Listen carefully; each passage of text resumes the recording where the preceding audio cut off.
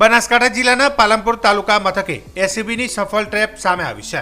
જેમાં પ્રાપ્ત માહિતી મુજબ ફરિયાદીને લર્નિંગ લાયસન્સ નીકાળવાનો હોય જે સારો આરોપી અક્ષયકુમાર નારાયણભાઈ પ્રજાપતિને મળતા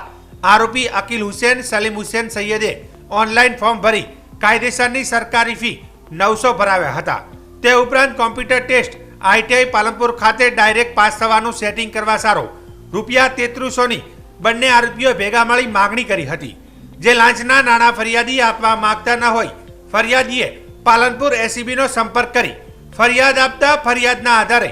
લાંચના છટકાનું આયોજન કરતા છટકા દરમિયાન બંને આરોપી સેટિંગ કરવા સારો લાંચના નાણાં માગી આરોપી અક્ષયકુમાર નારાયણભાઈ પ્રજાપતિએ નાણાં સ્વીકારી બંને આરોપીએ સાથે હોય બંને આરોપી પકડાઈ જઈ ગુનો કર્યો હતો। હાલ બંને આરોપીઓને એલસીબી પોલીસે ડિટેન કરી આગળની કાર્યવાહી હાથ ધરી છે।